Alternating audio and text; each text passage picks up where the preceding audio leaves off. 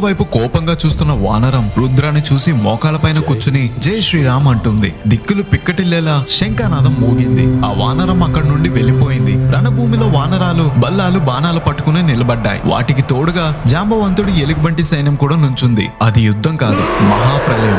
రావణ ముందు చతుర్దంతాల్ని పంపించాడు. అవి దూసుకొస్తున్నాయి. వాటిని ఆపడం వానరాల వల్ల కావడం లేదు. అంగద వాటి దంతాలు వెరగొడుతున్నాడు. సుగ్రీవుడు వాటి మస్కలం పైన బలంగా కొట్టి చంపుతున్నాడు. అసుర సైన్యాన్ని హనుమంతుడు తన గదతో కొడుతుంటే వాళ్ళు ఎన్నో యోజనాల పైకి గాల్లో ఎగిరి పడుతున్నారు. వానర సైన్యం బలం చూసి రావణుడికి భయం పుట్టింది. కుంభకర్ణుడిని లేపండి అని అరిచాడు. కుంభకర్ణుడు నిద్రలేచాడు. తన అడుగు అదురుకి వానరాలు ఎగిరి పడుతున్నాయి. చేతితో వానరాల్ని పట్టుకుని నలిపి తినేస్తున్నాడు. అది చూసి వానర సైన్యం వెనక్కి పరిగెడుతున్నారు. యుద్ధం వన్ సైడ్ అయిపోయింది. వానరాలు చీమల్లా రాలిపోతున్నారు. నీలా నాలా వాళ్ళ ప్రాణం పెట్టి పోరాడుతున్నా కుంభకర్ణుడు వాళ్ళని బొమ్మల్లా విసిరేశాడు. సుగ్రీవుడు మెరుపు వేగంతో వెళ్లి కుంభకర్ణుడు ముక్కు చెవులు కొరికి చీల్చేశాడు. కానీ కుంభకర్ణుడి దెబ్బకి సుగ్రీవుడు స్పృహ కోల్పోయాడు.